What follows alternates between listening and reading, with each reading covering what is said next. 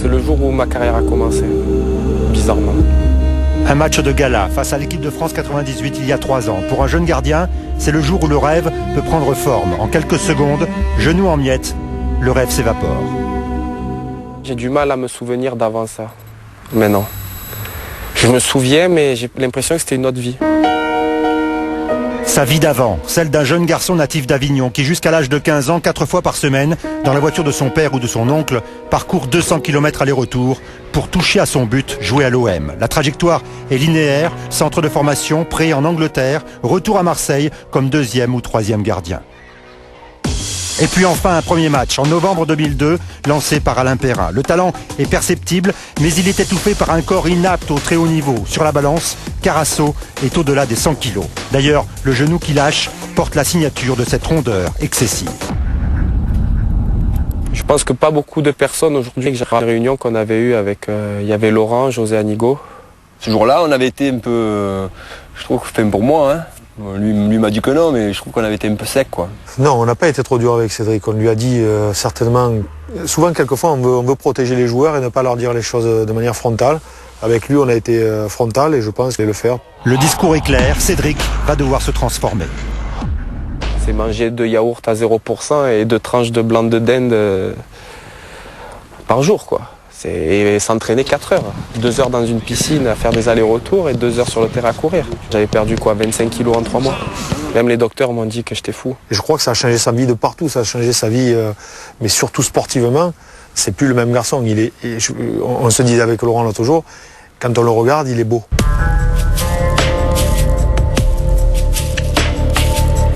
Et c'est le début de la renaissance. Carasso croque à nouveau dans la vie, accepte un prêt à Guingamp en Ligue 2 et revient plus fort que jamais. Impressionné par ce mental qui a renversé son destin, Pape Diouf, naturellement, lui propose l'intérim de Fabien Barthès, suspendu 6 mois. Ouais. Voilà, parti. Allez, là, ouais. Voilà, super. Ça. Voilà.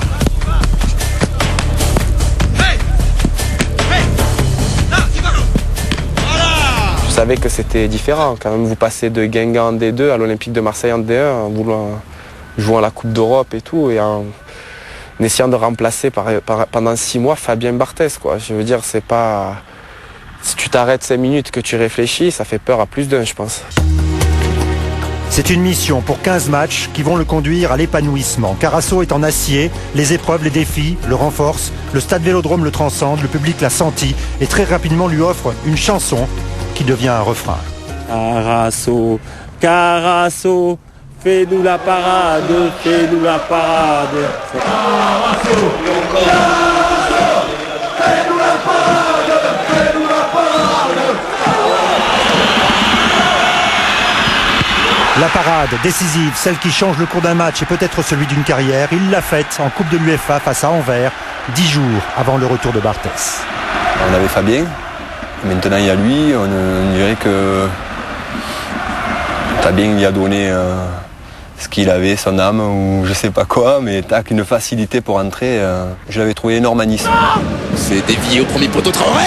Oh, la parade étonnante de Carasso, énorme Carasso. Ce jour-là, on s'est dit, ben voilà, quoi, l'année prochaine, si Fabien il arrête, on n'a pas besoin d'aller chercher ailleurs, on a notre numéro 1. Carasso a terminé son apprentissage, mais il reste une dernière épreuve. Il faut apprendre à s'effacer au retour du maître, apprendre à digérer sa frustration. Il va vite relativiser.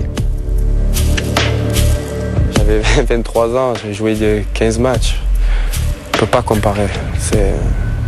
On ne peut pas comparer aujourd'hui, c'est pas possible. Je le faisais sentir peut-être des fois un peu trop que j'avais envie de jouer, mais c'est pas parce que c'était Fabien, jamais de la vie. Je veux dire, ça c'est quelqu'un pour moi qui...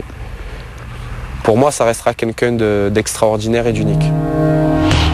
L'OM lui a donc offert les clés pour ouvrir la dernière porte, tout au bout d'un long couloir en forme de labyrinthe, que Carasso a su décrypter pour maintenant déboucher vers la pleine lumière. On m'a toujours dit, jeune, regarde les grands gardiens, ils n'ont pas des trajectoires normales. Il se passe toujours quelque chose, c'est jamais tout beau, tout rose, il y a toujours des choses.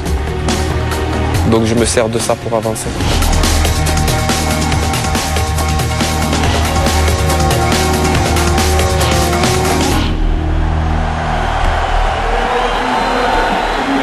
Cédric Carasso qui commande donc la meilleure défense du championnat de France de Ligue 1. Grégoire Margoton, Franck Sauzet sont prêts pour vous faire vivre ce